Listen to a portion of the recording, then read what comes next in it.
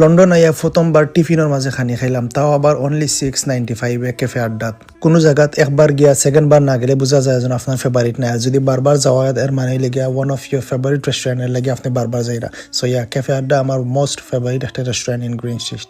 তার মকটেল খুব মজা।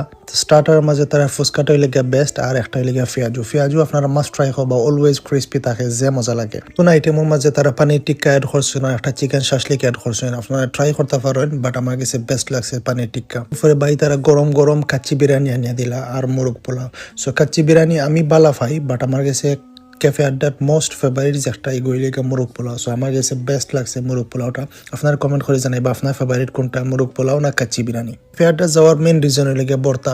তারা নয়া কিছু বর্তা আইছে, গার্লিক অ্যান্ড চিলি, এরপরে হইলে শুটকি বর্তা, মাছ বর্তা, আলু বর্তা, সব কিছুর মাঝে সবচেয়ে বেস্ট লাগছে হইলে শুটকি বর্তা আর গার্লিক অ্যান্ড চিলি বর্তা। আপনারা যদি যাই মাস্ট ট্রাই করবা ভাই। তারা কইবা যেন তুই ভাই ভিডিও দেখে আইসি ভাই, ও স্পেশাল বর্তাটা খাওয়া কা। অনেকের আবার জ্বলা উঠি যাব যে দুজনে এক প্লেটও ভাত খাইরা, দুজনে এক প্লেটও ভাত খাইলে মায়া বাড়ে, ভালোবাসা বাড়ে। আমার ওয়াইফের লাগে আমার মায়া আরো বেশি বাড়তো, ওটাও আমি চাই এর লাগে খাইলাম। কোন আইটেমের মাঝে কিং প্রন বোনা যেটা খাইছি, ওটাও আমার কাছে খুবই ভালো লাগছে। তো আপনারা সব কইলাম যারা যারা ভিডিও দেখরা, তারা অ্যানিভার্সারি উপলক্ষে মানডে টু ফ্রাইডে তারা 30% অফ আছে।